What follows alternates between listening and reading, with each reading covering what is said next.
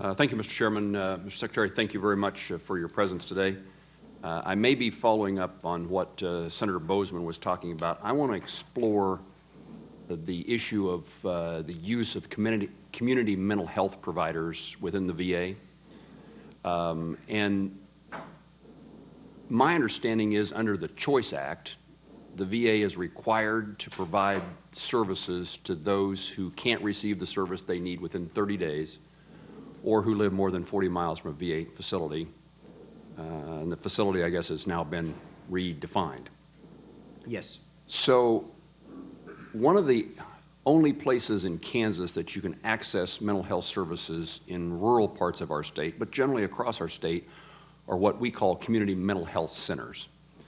And they provide the wide array of mental health services. And my impression is, and we've been working on this long before Choice was ever enacted, but we've been trying to convince the VA to enter into agreements with those mental health centers to allow veterans to receive care through there. It really hasn't developed. And so my question is, in today's circumstance where the VA is required to provide those services, maybe the and it still doesn't seem to be happening, maybe the bottleneck is how the VA or Tri-West decides which organizations to contract with to provide those services. Can you explain to me how that process works? To my understanding, Tri-West, on behalf of the VA, reaches out to providers in the community to engage them in the Choice program. There are some requirements. They do have to be Medicare eligible in order to participate.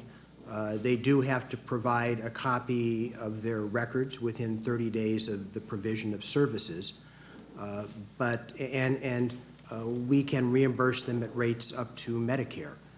So a lot of the challenges are related to working with the providers and getting them to engage in Choice.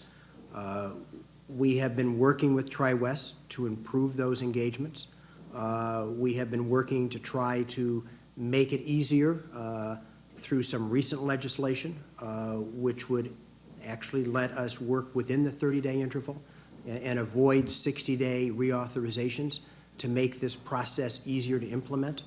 And there are some recommendations going forward as of November 1st that will help us, I think, more greatly integrate the VA care in the community beyond what we're doing right now. Would there be, Secretary Lynch, any circumstances in which the VA would decide we don't want to have an outside provider provide this kind of service, and therefore Tri-West would never enter into negotiations with a provider? Not to my knowledge, as long as they meet the provisions of the Choice Act. So there wouldn't be an attitude or approach within the VA that says we want to retain the ability to, only the ability, and in a sense the revenue is not the right word, but the revenue that flows from that veteran, we want to maintain that within the VA and not allow an outside provider to provide that service? No, Senator. I think the Secretary has made it clear that we're coming into a new era in VA, that we need to collaborate with the community, that we need to partner with them to provide care to veterans, and that we can't do it all ourselves.